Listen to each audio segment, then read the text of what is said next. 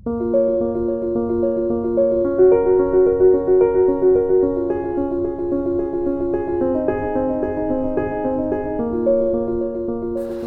šiemet turime labai didelius gamtos išbandymus, anksti prasidėjęs pavasarys tikėjome, kad tuo geru ritmu jisai ir tęsis.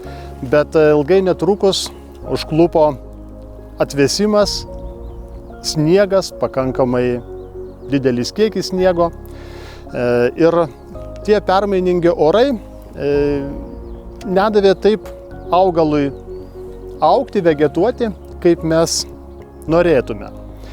Bet visgi praėjus jau tam visam laikotarpiui, matome, kad tie gąsdinimai didesnės įtakos nepadarė. Mes matome tik labai gražų rapsą, gerai peržiemojusi ir nei tas atšalimas, nei ta ankstyva karščio banga, nei sniego didelis kiekis nesutrikdė jo vegetacijos ir žvelgiant į tą pasėlį mes galime tikėtis iš tikrųjų puikaus derliaus.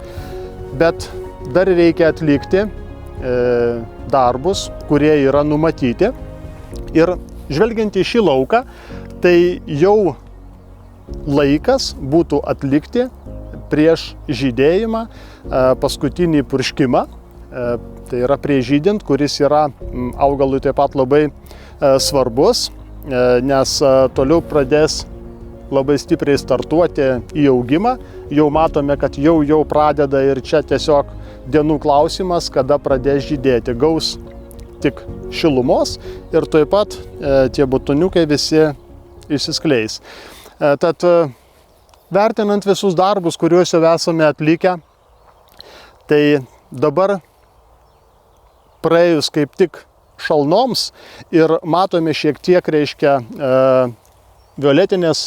violetinį atspalvį turintys lapeliai, kurie išduoda, kad tik praėjo, šalna ir tas sniego kiekis, kuris iš tikrųjų palaužimų jokių kaip ir nepadarė.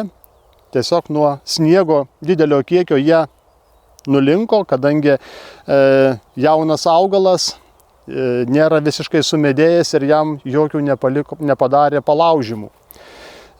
Rapsui, jeigu ir padaro šiek tiek palaužimo, jis labai greitai sugeba regeneruoti ir išleisti naują papildomą žiedyną, kad kompensuotų tą nulaužtą dalį. Visgi labai gerai, kad esant tam lietui dar gavome ir pakankamai didelį sniego kiekį. Tas sniegas iš tikrųjų paskirstė tolygiai po visą lauką drėgmę. Ir esant tokiam tankumui, mes dabar iš tikrųjų turime labai daug drėgmės. Dirva pilna prisisotinusi. Augalas, rapsas šiuo atveju, pasiruošęs stipriam augimui. Ir šiuo metu jam kaip niekada reikia drėgmės. Tad šis pavasaris yra ypatingas tame, kad šiuo metu rapsui besiruošiant žydėti mes turime iš tikrųjų didelį kiekį vandens. Už tai tuo turime pasinaudoti ir dabar atlikti jam paskutinį purškimą prieš žydėjimą, kad sušvelninti jo pasipriešinimą maitinimuisi, tą violetinę spalvą greičiau panaikinti, tai duoti 2 litrus sulfastimo, tai yra sierą kartu su amino rūgštimis, kuri atvers užsidariusią ląstelę ir mūsų visą purškiamą produktą lengviau įleis į augalo vidų. Tai siera sulfastimo 2 litrai, mikroplanas universalas, tai yra mikroelementinė trąša, kuri yra tiesiog gamykloje taip sukomponuota ir visi pagrindiniai reikiami mikroelementai sudėti, kurie nesipjauna ir tinkami augalui būtent patyrus stresus, tai kaip mes ir ką tik turėjome. Tai šiuo metu labai būtų tinkamas atidavimas. Esant tiek drėgmės, labai protinga būtų pasinaudoti ir dabar prieš žydėjimą atiduoti azoksistrobino veiklios medžiagos turintį fungicidą, nes tas produktas mėgsta labai drėgmę ir jį panaudojus augalas stipriai užžaliuoja, nes jis turi stiprų žalinimo efektą, kurio mums šiuo metu labai reikia.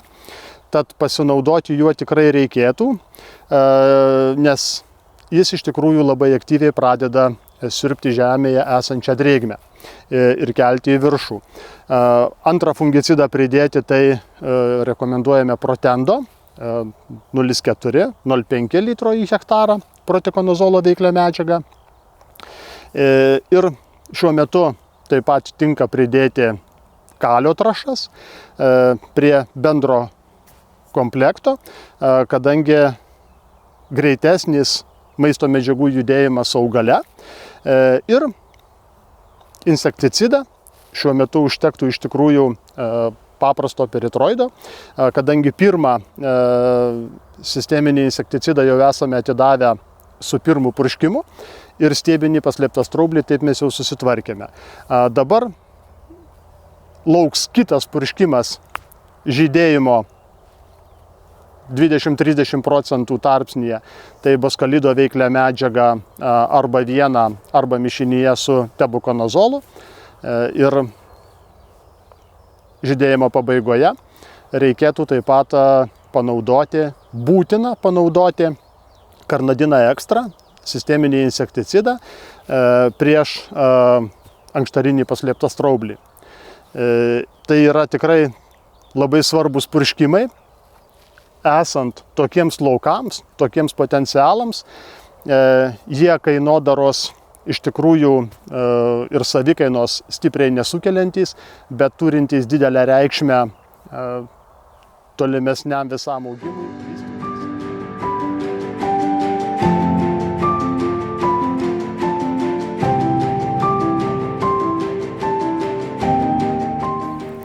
Taip, šiuo metu kviečiuose šioje vietoje jau turime antrą bamblį, 32 tarpsnį.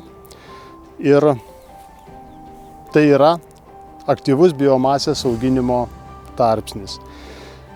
Už tai kviečiams tie darbai, kurie jau buvo atlikti, patys pirmieji pamaitinimai, purškimas herbicidais, jau kaip ir turėjo būti atliktas. Jeigu tų darbų dar nespėjome atlikti, tai tikrai pats laikas, nes šiuo metu jau yra laikas purkšti su trinexapaketilo veikliaja medžiaga, tai Moxa arba 250 veiklios arba atiduoti Kalmą. Tai yra labai svarbus momentas kviečiuose, kada trąšos šiuo metu jau turi būti taip pat pagrindinis kiekis atiduotas. Ir dabar esant tokiam kiekiui drėgmės, jeigu dar nėra atiduotos trąšos numatytas, reiškia pagrindinis kiekis, šiuo metu reikia taip pat suskubti ir atiduoti. Tai galima būtų daryti jau vienu metu tuos darbus ir berti trąšas ir atlikti purškimą.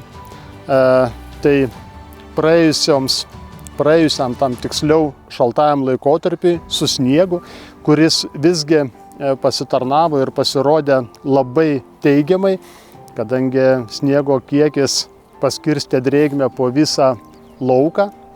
Ir ta drėgmė, kai augalai jau yra uždengę žemę, jinai bus išsaugoma ilgesnį laiką. Mums dabar tik tereikia atėjus šiltesniam laikui pasirūpinti, kad augalas būtų pilnai pamaitintas, apsaugotas nuo ligų. Tad šis purškimas šiuo metu, 32 tarpsnio metu, būtų labai tikslinga atiduoti praėjusiom šalnoms sulfastimo 1,5 litro, tai siera su amino rūgštimis, kad galėtumėm tą visą mūsų daromą purškalą, kad augalas geriau įsavintų. Tai sulfastimas 1,5 litro, Toliau manganas. Mes jau vieni esame atidarę manganą su pirmu purškimu, tai su šiuo purškimu galima būtų naudoti Noratec universalą 1 litrą, kadangi jis turi mikroelementų kompleksą, kuris kviečiams šiame tarpsnyje yra labai reikalingas ir trūkstamų elementų iš šio purškimo galės augalas tikrai pasiimti. Kadangi yra daug drėgmės ir tą mums reikia tikrai išnaudoti, kviečiai turėtų šiuo metu būtų purškiami fungicidas Globastar 1 litras į hektarą, nes tas fungicidas turi puikų žalinimo efektą ir šiuo metu, esant tiek daug drėgmės, būtų gaunama visa maksimali nauda, nes tam fungicidui yra būtinybė drėgmė. Kartu prie jo pridėti protikonazolo veiklios medžiagos turinti fungicidą, Abran, 250 veiklios yra, užtenka mišinuke 0,5 litro ir tuo pačiu iki 2 kg kalio trąšų į tą patį mišinį, kad augale galėtų greitai maisto medžiagos duotos judėti ir greičiau pamaitinti, kad greičiau augalas atsigautų, patyrus praeitą savaitę, patyrus šalnas, nepatogius orus, šaltus orus ir kad augalas greičiau pradėtų maitintis.